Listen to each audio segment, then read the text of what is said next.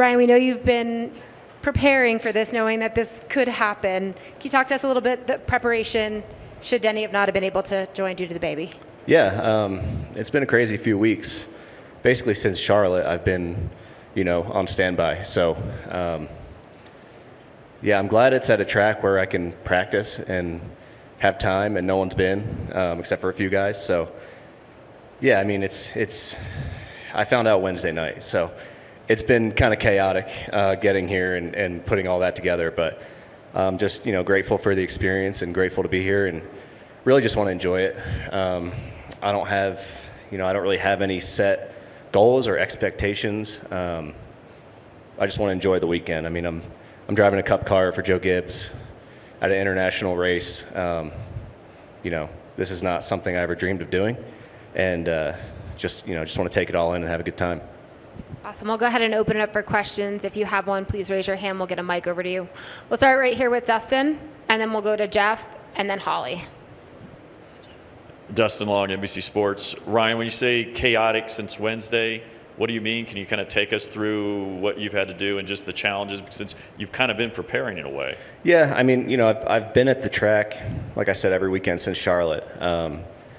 And Charlotte and Nashville and Michigan were more precautionary than anything. Michigan is when it started to get close, and I felt like there was a pretty good chance I was going to be in the car at some point.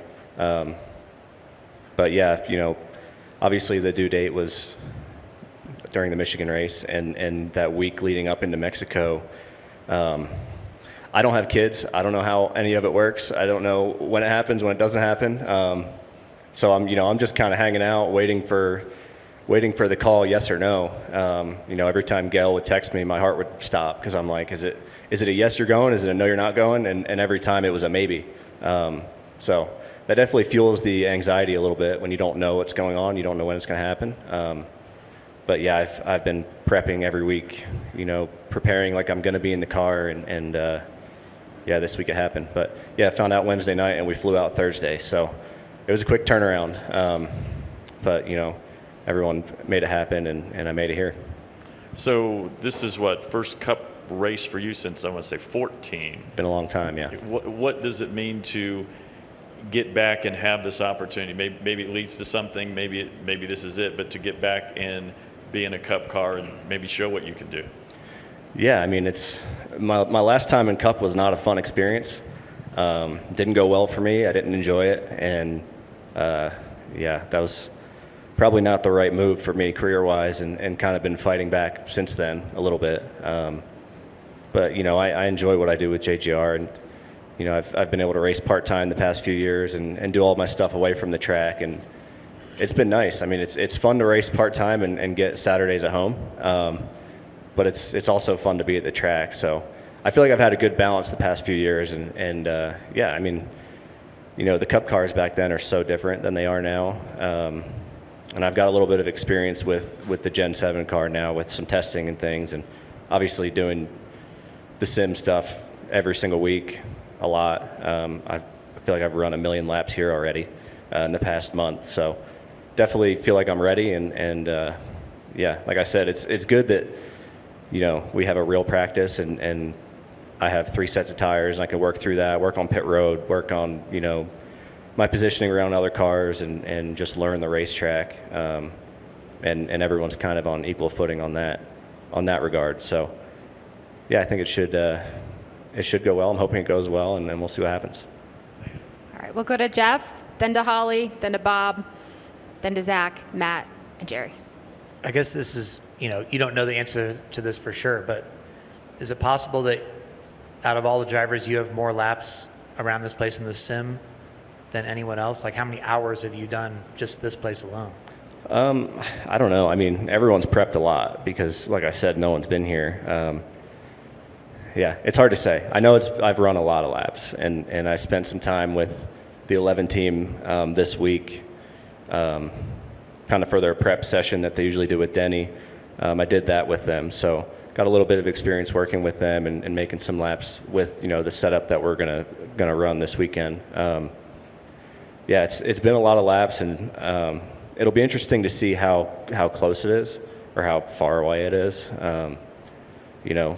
it's never one-to-one perfect, but anything can help, and limited practice and test time and everything. It's a huge tool for everyone to use, especially at a place like this. So yeah, I'm not sure. I think I probably have the most, but yeah, we'll see if it translates. I mean, is it like muscle memory for you, you think, when you'll get out there? Like, okay, like I'm just so familiar with this place, Yeah, I mean, I plan on using the same brake markers and things like that.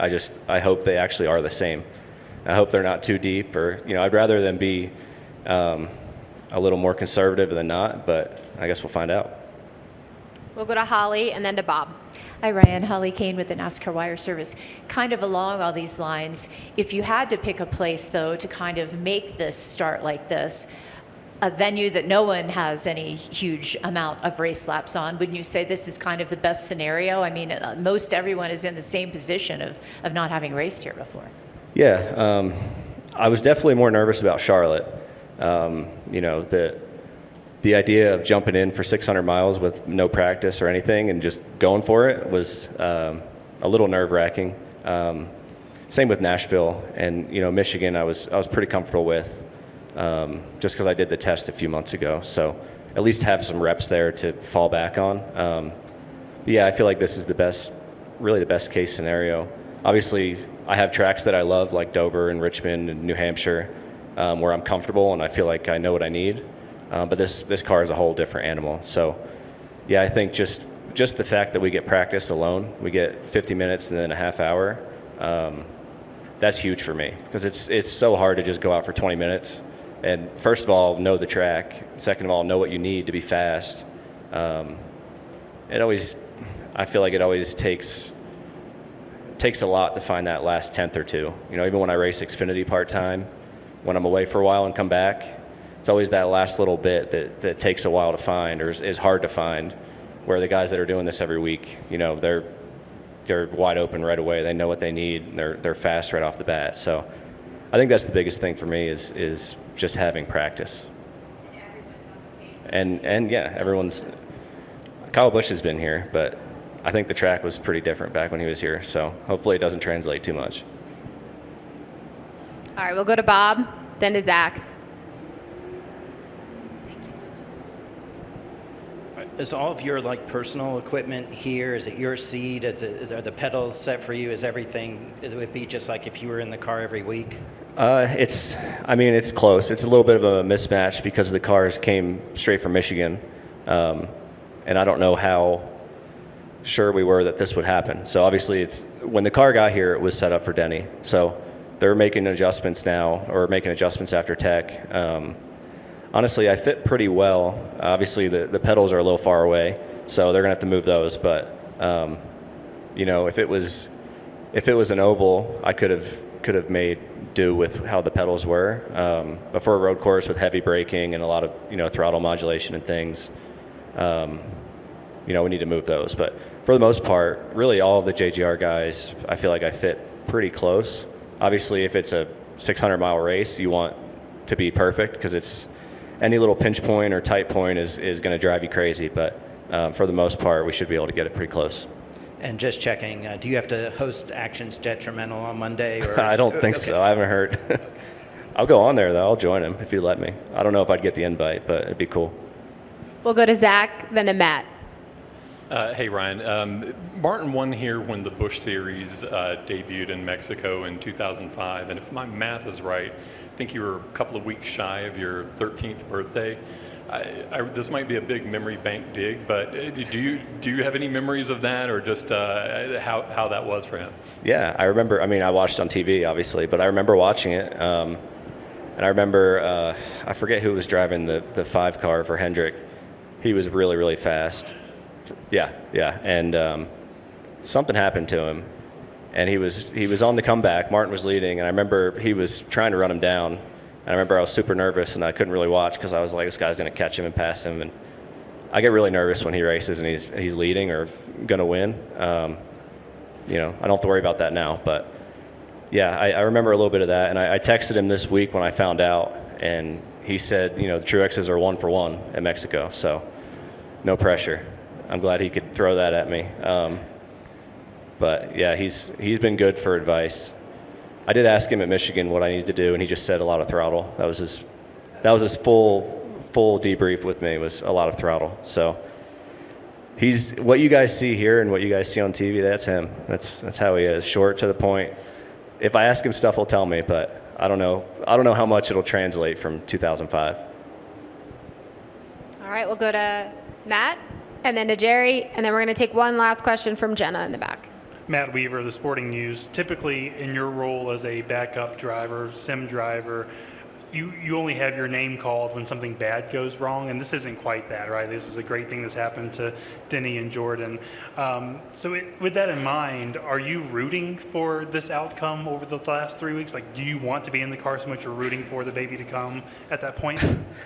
I mean, yeah, I want to be in the car, obviously. And when you're in this situation, I mean, you don't want anybody to get hurt or be sick or have something crazy bad happen.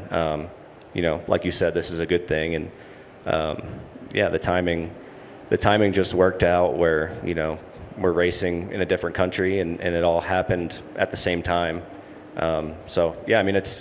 It's a great opportunity for me. And like I said, I don't have a set goal or expectations. I just want to enjoy it and have fun and hope that the results come.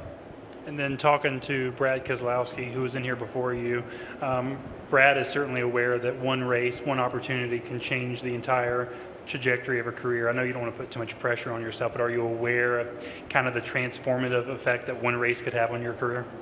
Yeah, no, I mean, I've thought about that. I'm trying to not think about it too much and not put too much pressure on myself because it's really easy to do that and make mistakes. But, I have a lot of confidence with this group, the 11 group, and just JGR as a whole. I feel like it's really kind of been family for me over the past few years, and really they've really taken me in and done a lot with me and helped me develop my skills, get better as a driver, and I just want to hopefully return that investment into a good finish for him. Go to Jerry, and then we'll wrap with Jenna. Jerry Jordan, kickingthetires.net. You said you talked to the team, but have you talked to Denny? And if so, what was that conversation like? Yeah, I mean, we've seen each other a little bit. I haven't talked to him about this weekend yet because he's been pretty preoccupied. But we've been able to communicate through Gale and through spotters and all those things. So we did talk before Michigan for a little bit, just about Michigan, not about Mexico, but I'm sure after practice, once we get some time, we'll be able to debrief a little bit and see if we can, just see if he's got any advice or, I'm not sure if he'll be watching. I'm sure he will, but I know it's hard to watch somebody else drive your car. So I'd totally understand if he didn't want to watch because I've been there before too. But yeah, we'll probably debrief at some point and move on from there. And you say you came in yesterday. Were you on the charter or did you fly commercial? Because there was some issues yesterday, obviously. Yeah, no issues. It was all good. It was all smooth. Got here last night and had a good sleep. Got used to the elevation and ready to go. Go ahead, Jenna. Hi, Ryan. Speaking of the elevation, not knowing if you were going to be in the car, did you go through Toyota's whole program to get ready for this race? Yeah, I mean, I'm there pretty much every week. So I pretty much, like I said, I prep like I'm racing for that weekend. So I've been doing everything to be ready pretty much for every weekend. Obviously nobody really knows what to expect with the elevation because none of us have really done a race at this elevation before. I did talk to Martin about it and he said it didn't bother him and I don't think he's ever even been in the same room as a treadmill. So I should be good. But I guess we'll find out. I mean, like I said, we're all in the same boat here. But yeah, we'll see how everyone feels today and go from there. What was your favorite part of the elevation training? I don't know. It's nothing crazy, honestly. Yeah. I didn't sleep in the tent. I didn't do all that. I did hear about that, and I know it was really hot. I heard they were like 90 degrees when you're sleeping in them. So I don't think I could have actually physically done that. Yeah, we'll see. I think I'll be all right. I feel like I'm in good shape and feel good so far. So see what happens. Jared Haas with FrenchStretch.com. Come back soon for more great racing videos. And if you like us, make sure to hit that subscribe button.